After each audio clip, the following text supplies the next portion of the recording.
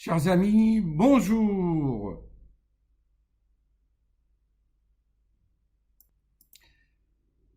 Chers amis, rebonjour. Aujourd'hui, nous allons faire un test, si vous voulez bien, parce que j'ai remarqué que les sujets qui intéressent le plus les gens, c'est le bonheur, comment être heureux, être bien dans cette vie, et ensuite la mort. Comment, à quelle sauce on sera mangé à la fin de ce bonheur. Alors, nous allons faire un test. Depuis plusieurs mois, dans toutes mes vidéos, j'ai abordé ces sujets d'une façon initiatique. Je vais vous indiquer les vidéos où j'en parle de ces concepts, de ces principes, et ensuite, je vais vous passer, si vous avez le temps, une vidéo d'un grand journaliste français, Frédéric Lenoir, qui a écrit beaucoup de choses. Vous allez voir, sans aucun critique, que ce monsieur, quand il parle de bonheur, eh bien, il parle des anciens, il parle de Spinoza, il parle d'Épicure, des philosophes grecs, des religions, mais il ne propose pas quelque chose de lui-même. C'est ça. Alors, voyons, nous allons faire le test si vous voulez bien. Oui, chers amis, après réflexion, je vais inverser le processus. Eh ben, je vais vous présenter l'interview avec ce journaliste et après je vous présenterai les vidéos qui sont en concordance avec ce qui a été dit. Et tout cela, le but c'est de développer le discernement. Merci, chers amis.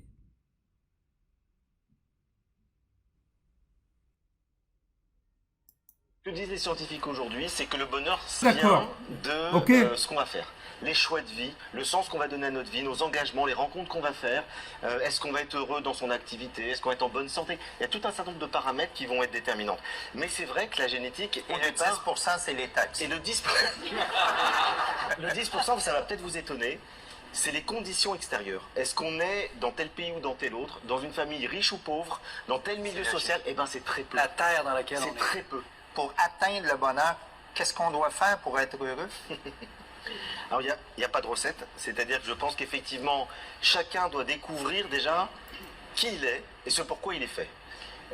C'est ce qu'on appelle en psychologie le processus d'individuation, c'est-à-dire aller chercher au-delà de tous les conditionnements d'éducation socio-culturels qu'on a reçus.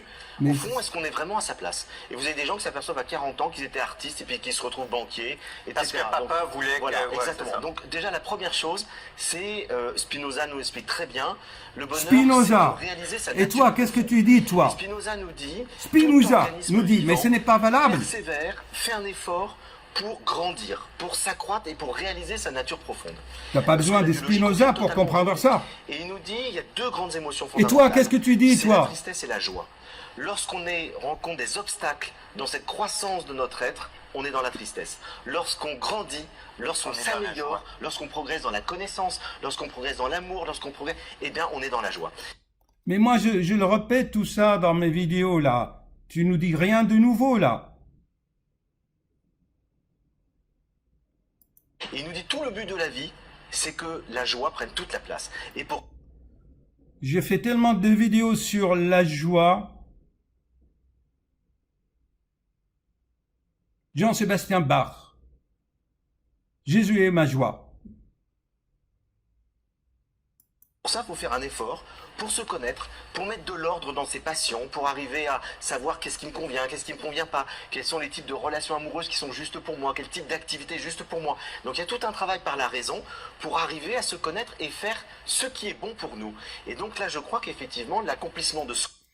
Mais ce qui est bon pour toi, mais je viens d'expliquer dans mes 200 vidéos, la nature de l'être humain avec les neurosciences et sa tendance aux addictions, aux passions.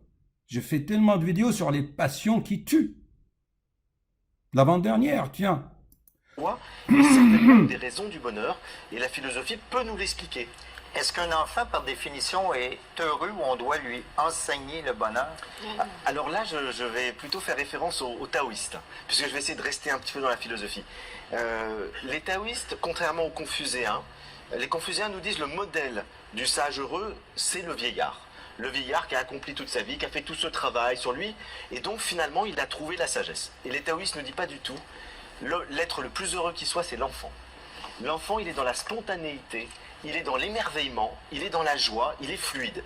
Et c'est après, lorsqu'il commence à réfléchir, c'est lorsque le mental, lorsque l'ego commence à fonctionner, à se structurer, qu'il y a des peurs, qu'il y a des interdits, qu'il y a des conflits, etc.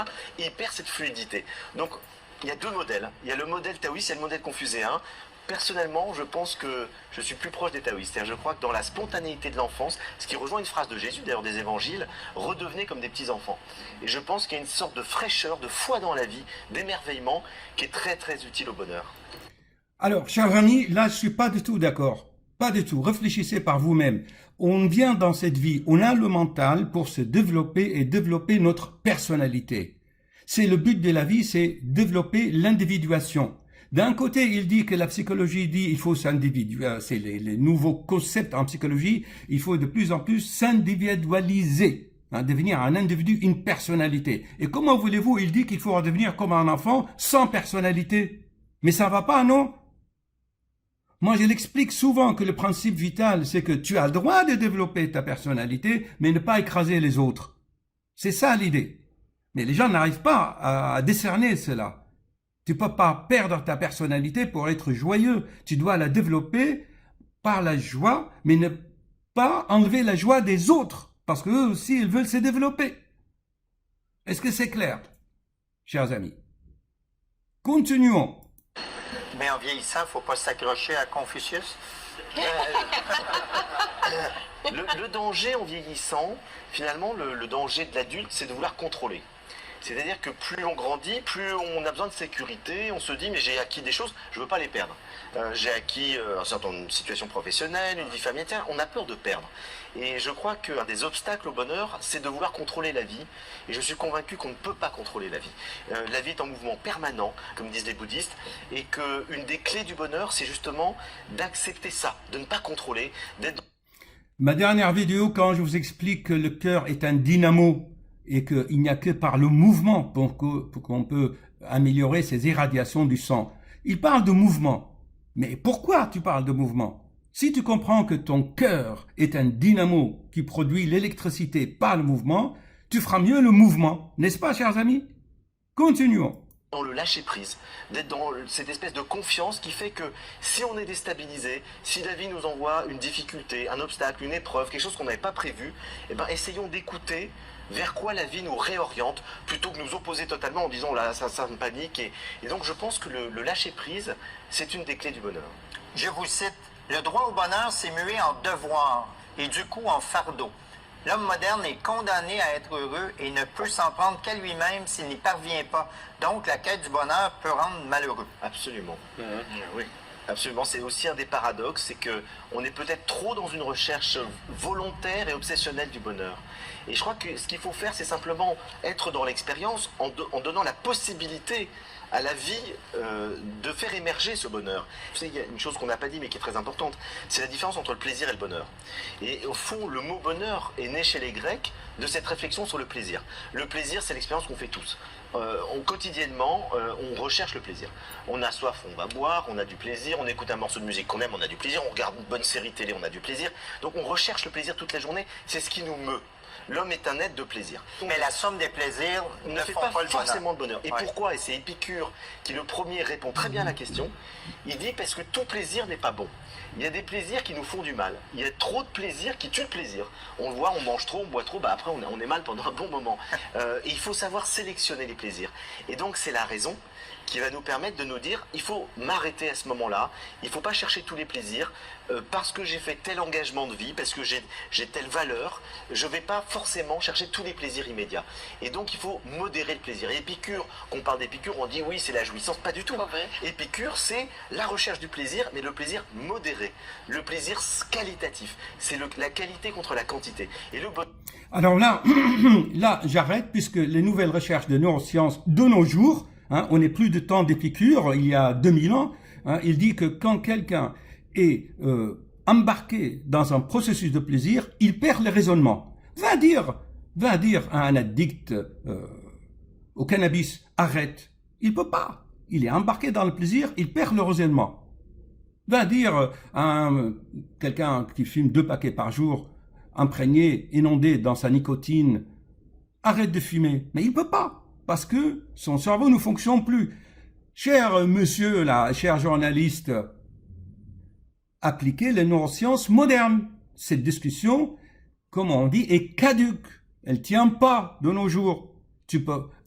Voyez-vous, chers amis, quand je vous apprends le discernement, comment tu veux appliquer ces paroles-là à l'état actuel des choses où la plupart des gens, de l'humanité, plus que la moitié de l'humanité est embarquée dans les addictions, la suralimentation, le plaisir, les voitures, la consommation, l'alcool, le tabac, les drogues, le sexe, le luxure, la dépense. Allez voir les petites chinoises là qui fabriquent les iPhones, vous les voyez aux Galeries Lafayette à Paris, ils achètent les meilleurs parfums, un sac à 5000 €, j'en ai tellement parlé dans mes vidéos. C'est pas vrai tout ça, chers amis. Et dire que cette vidéo a été vue 7 millions de fois. 7 millions de fois. C'est donc la recherche d'un état de plaisir intelligent, d'un plaisir qui est mu par une recherche d'équilibre, une recherche d'harmonie. Donc, Épicure n'était pas épicurien, tout comme Platon n'était pas platonique. C'est ça? Absolument. Vous êtes convaincu qu'il est impossible d'être heureux si on n'est pas généreux. Pourquoi donner rend-il heureux? C'est une espèce de loi peut-être de la nature humaine. Il y a aussi une phrase des évangiles qui le dit, c'est « il y a plus de joie à donner qu'à recevoir ». Et lorsque les sociologues ont étudié des milliers de personnes leur vie concrète, ils se sont aperçus que les gens généreux étaient plus heureux que les autres. Ça confirme cette règle-là. C'est-à-dire qu'au fond, le fait de partager le bonheur rend plus heureux. Et les gens qui ne sont pas généreux, les gens qui sont mesquins, les gens qui n'aiment pas donner, globalement sont plus malheureux. Mais vous citez souvent les Écritures. Est-ce que le bonheur est dans la religion? Ça dépend quelle religion. Ça dépend de quoi on parle. Par exemple, si on parle du christianisme. Dans l'Évangile, je trouve qu'il y a quelque chose de très joyeux.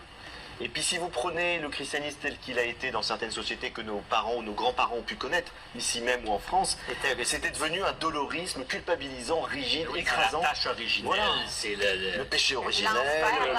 L'enfer. Ça rend pas heureux du tout. Donc je pense que dans l'histoire des religions, il y a des choses qui sont effectivement des grands moments de joie, de bonheur, d'épanouissement, et puis il y a des moments où le contrôle clérical a fait qu'on a voulu contrôler les individus et que là ils n'ont pas été heureux du tout. Cela dit, il y a eu des enquêtes aux États-Unis qui ont montré que les gens croyants, qui mettent vraiment leur foi en pratique dans la vie, sont globalement plus heureux que les autres. Et je pense que la raison est très simple, c'est qu'ils ont confiance dans la vie.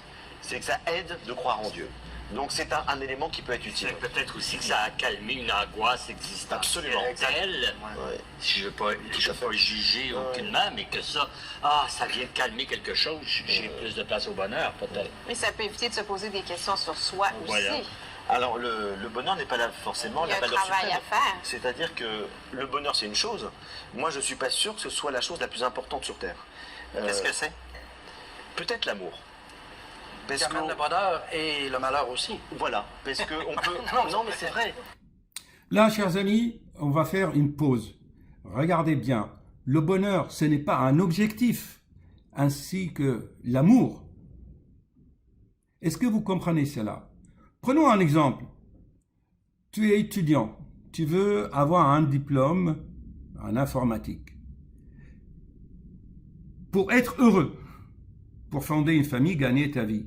Mais en fait, le véritable bonheur, tu la retrouves en travaillant, en réalisant tes objectifs. Mais le bonheur en elle-même, tu peux pas, ce n'est pas un objectif. C'est en faisant, en réalisant ton rêve, que tu peux devenir heureux, ou tu le réalises avec joie. Et l'amour, c'est ainsi. C'est en voulant, tu regardes une femme ou tu regardes un homme, tu l'admires, tu admires ses talents. Et l'amour naît. Est-ce que vous voyez les idées là? Ils confondent, franchement, le bonheur, l'amour, Alors que, souvenez-vous, je vous citais souvent les jeunes, là, quand vous discutez avec un jeune, qu'est-ce que tu veux dans la vie? Être heureux, avoir le bonheur. Mais le bonheur, ce n'est pas un objectif. C'est, je le répète, si tu fais ton travail correctement, avec amour, sincérité, honnêteté, si tu réalises un projet, le bonheur t'imprègne. À mon avis, le bonheur, c'est une conséquence et pas une cause. Est-ce que vous voyez l'idée? Là, ils sont complètement dedans. Hein. Ils confondent, la confusion totale. C'est en te réalisant, en devenant de plus en plus parfait, en maîtrisant, en ayant le contrôle sur toi-même, en te connaissant toi-même que tu deviens heureux. Connais-toi toi-même et tu deviens heureux. Ce n'est pas va chercher le bonheur pour te connaître. Est-ce que vous voyez les idées, chers amis? Là, c'est la confusion totale. Ayez le discernement des critiques. On continue. On peut donner sa vie par amour et donc renoncer au bonheur. Et on peut la perdre. On peut faire des sacrifices, Ah ouais. on peut renoncer à des choses pour aider les autres. J'ai travaillé moi en Inde pendant 6 mois chez Mère Teresa dans une léproserie. Je voyais des religieuses qui avaient consacré leur vie aux autres. Elles avaient un certain bonheur à donner, mais elles avaient beaucoup de difficultés, elles vivaient des souffrances aussi. Je me disais, c'est peut-être une vie quand même assez admirable. Vous êtes convaincu que l'avenir du monde ne passera pas par le retour aux religieux, mais par l'épanouissement d'une spiritualité universelle détachée des traditions particulières. Quelle distinction vous faites entre la religion et la spiritualité? Je crois que la religion, c'est quelque chose de collectif. La religion, c'est une dimension culturelle. Dans l'histoire de l'humanité, il n'y a pas de peuple sans religion, puisque la religion, c'est ce qui unit des individus à travers la croyance partagée, les rituels partagés, en quelque chose qui les dépasse, en un invisible. Et il se trouve que les êtres humains ont besoin de ça. Donc, toutes les religions créent du lien social. Mais le problème de la religion, c'est que parce que ça crée du lien social, on est dans le politique. Donc on est dans le pouvoir, donc on est dans la domination. Et les rapports de force. Et voilà. Et du coup, on est dans tout ce qu'on a connu dans les dérives des religions jusqu'à aujourd'hui encore. Alors que la spiritualité, c'est la dimension verticale des religions. C'est pas le lien horizontal qui unit les humains, c'est le lien qui les unit avec un absolu, avec une transcendance, et c'est ce qui répond aux besoins de sens. Et je pense que l'être humain a besoin de sens. C'est-à-dire qu'il a besoin de donner un sens à sa vie, il a besoin d'essayer de trouver des réponses aux questions. Qu'est-ce qu'il y a après la mort? Est-ce qu'il y a quelque chose? Ah, je suis très content d'entendre cela. Vous allez voir à la fin de la vidéo où je vous indique mon travail, les vidéos que je fais en réponse à ces questions. J'ai fait une vidéo qui a été vue plus que 2000 fois. Comment trouver les réponses aux questions qui nous préoccupent? Comment trouver un sens à la vie? Je fais des vidéos là-dessus. Pour vous ouvrir, vous donner des pistes, chers amis, des pistes. 7 millions de fois pour écouter des âneries. Alors Einstein le disait, on parlait de science tout à l'heure, il disait qu'au fond, un être humain qui ne se pose jamais la question du sens de la vie, pour lui n'est pas vraiment un être humain. Ça fait partie vraiment de ce qui est le plus universel dans la quête de l'humain. Est-ce que c'est nécessaire de croire en Dieu pour avoir une vie spirituelle? Pas du tout. La preuve, c'est que par exemple les bouddhistes ne croient absolument pas en Dieu et ce sont des gens qui ont une quête spirituelle éminemment importante. Je crois que la spiritualité, c'est deux choses. C'est essayer de passer de l'ignorance à la connaissance et de la peur à l'amour. Croyez-vous en Dieu? Alors moi, je suis un croyant agnostique. C'est-à-dire que je ne sais pas si Dieu existe, j'en sais rien. Vous laissez la porte ouverte. Je laisse la porte ouverte, mais je suis quand même un croyant dans la mesure où si j'avais un pari à faire, si Souvenez-vous, chers amis, de ma vidéo récente là, comment croire à l'existence d'un Dieu. Et là, je dis dans la vidéo, je dis que je suis un agnostique. Agnostique, c'est celui qui cherche, ok? Et ensuite, une fois que vous avez trouvé, je l'explique dans la vidéo 206 et 207, vous appliquez le concept de Blaise Pascal, vous trouvez une vérité, vous l'expérimentez, et ensuite vous la partagez et vous la vérifiez. j'avais une conviction, pas une certitude rationnelle, une conviction intime à apporter, je dirais que le monde a un sens, que la vie a un sens, et donc dans ce sens-là, je pense que je suis croyant, mais j'adhère pas à des religions dogmatiques. S'il vous plaît, regardez les numéros des vidéos là que je fais dans ce sens. Hein, les ch'tis. Parce que vous avez peur d'aller en enfer. Oh, pas du tout. Que signifie pour vous la montée des intégrismes religieux à laquelle on assiste présentement? Je crois que c'est lié au choc des cultures. Ce que je disais tout à l'heure, c'est que la religion crée du lien social, c'est-à-dire que ça rassemble les individus dans des cultures, dans des civilisations, et lorsqu'on est en conflit avec d'autres cultures, avec d'autres civilisations, qu'est-ce qu'on va réactiver? C'est la religion, c'est l'identité religieuse. On l'a vu typiquement avec la guerre en Irak, celle de Bush, la seconde, lorsqu'il veut faire la guerre à Saddam Hussein, ça suffit pas d'avancer des raisons politiques, économiques. Il faut faire appel à la religion, et du coup, il parle de l'axe du bien contre le mal, une croisade contre le mal. Et Saddam Hussein, qui est totalement athée, totalement laïque, va répondre en essayant de mobiliser les musulmans et en disant qu'il faut faire un djihad contre le Satan américain. Donc la religion, en période de conflit politique et de conflit culturel, c'est quelque chose que les gens vont rechercher contre les autres. C'est pour ça qu'aujourd'hui la religion est dangereuse. Si elle ne va pas rechercher ses fondements spirituels, si elle ne retourne pas dans ses sources spirituelles les plus profondes, elle est totalement dangereuse. Et à mon avis, la seule chose qui peut sauver par exemple l'islam de l'islamisme, du fanatisme, c'est que les musulmans redécouvrent un islam spirituel très profond. Ils ont des mystiques extraordinaires, Attar, Soufi, Ibn Arabi, Rumi, qui nous parlent d'une spiritualité universelle de l'amour. C'est en allant retrouver ces sources spirituelles qui vont sortir de l'islamisme, qui est une maladie politique de l'islam. Frédéric Lenoir, vous avez écrit que vous êtes mal à l'aise quand on vous pose la question « Êtes-vous heureux sur un plateau de télévision ?» Pourquoi? Parce que je trouve que la question du bonheur renvoie à tout un ensemble de choses. Je disais tout à l'heure, c'est un équilibre. Et donc, on peut être à un moment donné présent, tendu sur un plateau de télévision, avoir mal digéré, etc. Donc, je me répète encore, chers amis, regardez ce monsieur, c'est un intellectuel, il a fait de bonheur un objectif. C'est exactement ce qui se passe actuellement sur YouTube. J'ai regardé beaucoup de vidéos sur YouTube.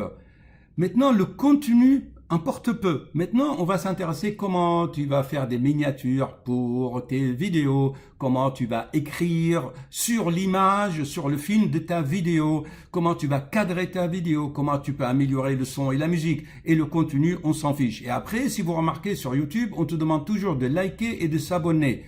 La vidéo en elle-même, l'art, la créativité en elle-même, est passé, c'est fini. Maintenant, c'est la façon et la manière de faire les choses. Hein. On t'oblige à t'abonner, à liker. Alors, c'est comme toujours, c'est comme pour l'argent qui est un moyen, il est devenu un but.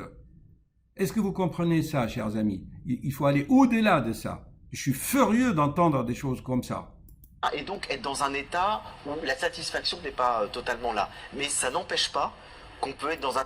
Moi, par exemple, je suis heureux et j'ai tout le bonheur quand je fais le bon diagnostic et que je sauve mon patient de la mort et que je le guéris. Quand un patient me dit « Docteur, merci, vous m'avez sauvé, vous m'avez aidé par vos médicaments, par vos plantes », eh bien là, j'ai le bonheur. C'est en faisant quelque chose pour les autres, chers amis. Le bonheur n'est pas pour toi. Tu ne peux pas l'avoir comme un fruit dans l'arbre. Est-ce que vous comprenez ça, chers amis? C'est très important. C'est le mouvement, aller vers l'autre. Ma fille, quand elle avait 3 ans, je me dis, Jennifer, papa, je veux aider les autres, les autres, les autres. Et je lui dis, écoute, et moi, je ne compte pas. Elle avait 3 ans. Et là, maintenant, elle est très grande, neuropsychologue. Elle consulte et aide les enfants. Et quel bonheur! Nos enfants, c'est notre bonheur. Nos enfants, c'est notre joie. Parce qu'on a accompli quelque chose. Mais au début, on ne se battait pas pour le bonheur. Est-ce que l'idée est claire? Un état global dans sa vie, heureux ou malheureux. Donc si je dois vous répondre, je vous dirais que je suis globalement heureux dans ma vie. Je ne l'ai pas toujours été, donc il y a quelque chose qui a évolué, et qu'en plus je suis heureux d'être là, ce qui n'est pas toujours le cas.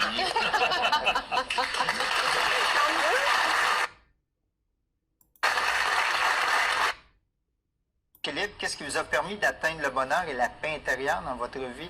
Ça n'a pas dû toujours être comme ça? Ça n'a pas toujours été comme ça. Et je pense que si j'ai recherché le bonheur, si je me suis intéressé à la philosophie, à la spiritualité, à la psychologie, j'ai fait une psychanalyse, c'est parce que j'étais malheureux. Et moi, c'est parce que j'étais plutôt un enfant qui a été, je dirais, qui a eu des difficultés relationnelles et affectives avec mes parents. Ensuite, j'étais un adolescent complexé. J'étais complexé par ma taille, puisque je suis petite taille. Et la première fille que j'ai aimée à l'âge de 13 ans, elle m'a dit « Oh là là, quel dommage que tu sois si petit, parce que vraiment, je t'aime beaucoup. Et du coup, voilà, c'était très dur. Merci. Et du coup... Moi, je partage. Vous partagez. Voilà, bon. Et tout, vous savez, quand on est adolescent, ça marque. Ça marque. Alors, du coup, j'ai fait de la philo. Je me suis dit, bon, ça me servira peut-être à quelque chose dans la vie. Mais c'est vrai que je suis parti d'un certain nombre de choses, de manque de confiance en moi, etc. Et puis après, j'ai fait tout ce travail de recherche intérieure, de connaissance, d'approfondissement qui m'a permis de me connaître, de gagner une estime de moi, d'arriver à m'apprécier beaucoup plus, d'arriver dans une relation plus fluide avec les autres. Et puis, je vais vous donner une petite recette. J'ai dit que j'en donnerais pas, mais je peux pas m'empêcher quand même d'en donner une. J'ai redécouvert l'importance de l'attention. Et je me suis rendu compte que j'étais beaucoup, comme j'ai fait de la philo, j'étais beaucoup dans ma tête. Et qu'une des choses qui nous rend le plus heureux, c'est d'être présent à ce qu'on fait, d'être attentif à ce qu'on fait. Et quand j'ai pris conscience de ça, j'ai fait des exercices quotidiens pour je bois, je savoure le moment où je bois. Je regarde un paysage, je suis attentif à ce que je regarde. Je discute avec quelqu'un, j'écoute vraiment ce qu'il me dit, je pense pas à autre chose. Je fais la cuisine, je suis concentré sur les couleurs, les odeurs, les saveurs. Et je me suis rendu compte que l'attention dans le présent, la qualité de présence au monde, aux autres, nous rend vraiment heureux. Ça décuple le plaisir. Et ce que j'ai découvert en faisant ce livre, c'est que les scientifiques nous l'expliquent. Puisque ceux qui ont fait des études sur le cerveau humain nous montrent que lorsqu'on est attentif et présent à ce qu'on fait, notre cerveau va sécréter de la dopamine et de la sérotonine, qui sont des substances chimiques qu'on utilise pour faire des antidépresseurs, qui apportent du bien-être. Et donc ce qui est formidable, c'est que la science aujourd'hui, par la chimie du cerveau, explique ce que les sages nous disent depuis 2500 ans, c'est que pour être heureux, il faut être attentif à ce qu'on fait. C'est beau. Merci beaucoup, monsieur Léonard. Merci infiniment. Je vous ai écrit un petit mot. Vous avez de bons yeux. Ça va. Vous êtes au Québec, sur le plateau de l'émission Tout le monde en parle. L'instant présent vous est si agréable qu'une explosion de bonheur incontrôlable vous pousse à lancer cette carte dans les airs. Et ben voilà.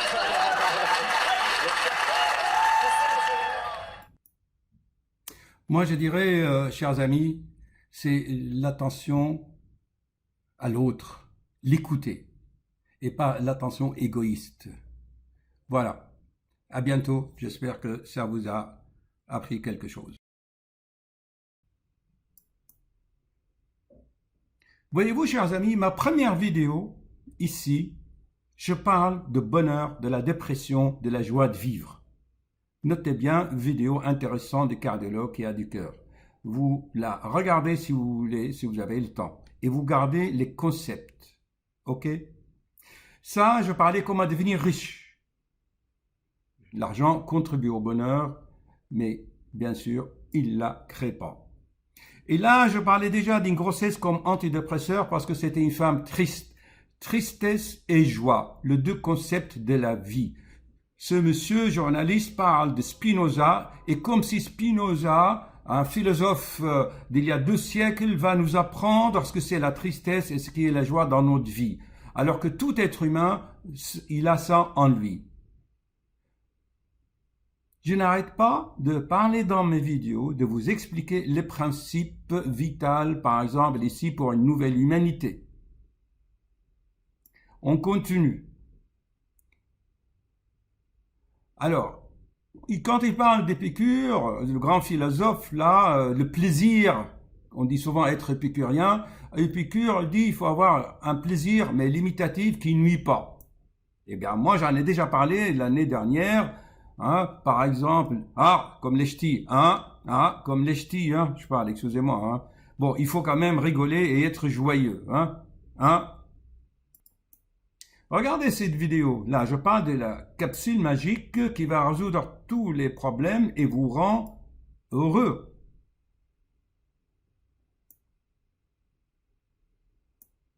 Et là, je parle d'une expérience pratique dans cette vidéo numéro 34, où je cite le secret de plaisir qui tue.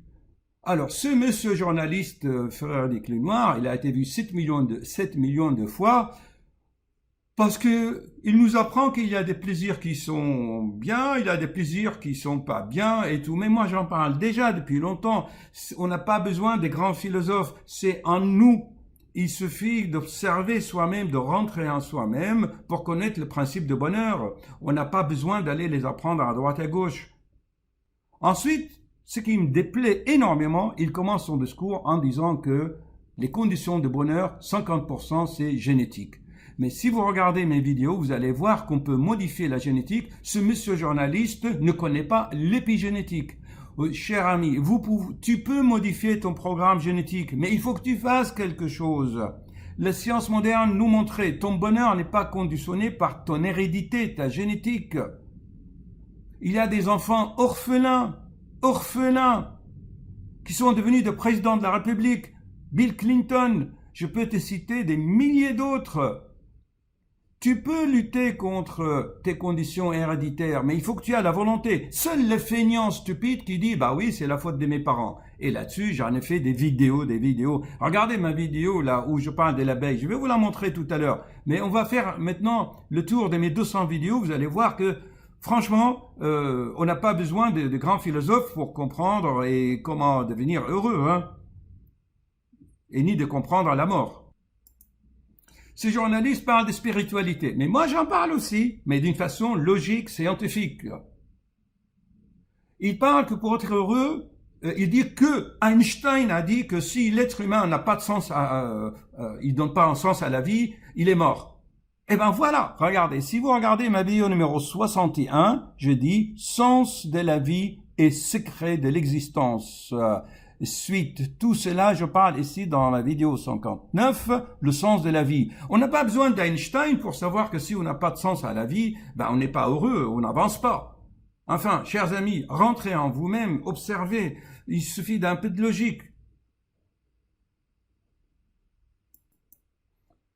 Ensuite, il nous parle, ce journaliste, pendant un quart d'heure de la peur. Dans ma vidéo 82, je dis les mécanismes de la peur et leurs conséquences. Là, je parle des larmes, du sang. Je parle de la mort ici. Là, je parle d'une valse spirituelle pour se connecter. Franchement, là, c'est pour éviter les addictions, pour se libérer du conditionnement. Connais-toi toi-même. Vidéo 89. Quelle est la nature de l'être humain? Dans les conférences de messages de Graal, il vous englobe toutes ces notions.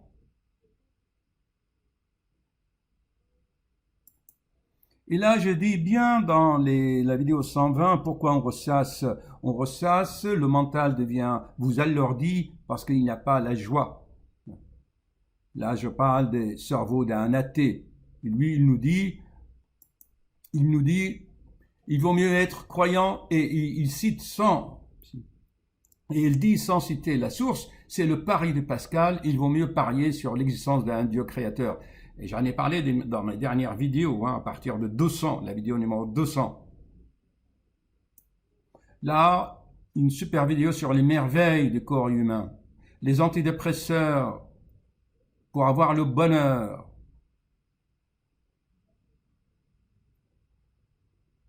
Les phases de développement de l'être humain, la jeunesse et la vieillesse, il en parle dans son article.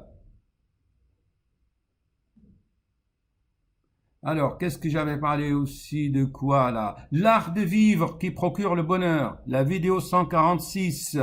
Là, je détaille les choses. Je ne cite pas des grands savants, comme il le dit, c'est monsieur Frédéric Lenoir là. Il n'a rien proposé de lui-même. Il nous a sorti des citations des autres.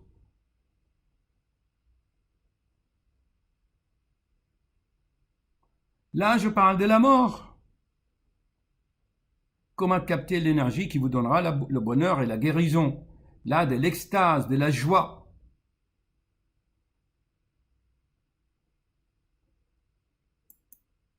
Il cite les évangiles.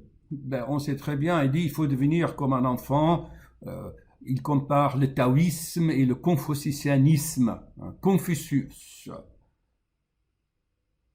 Eh bien, je parle de la vieillesse et de la pureté des enfants. Il parle de l'amour.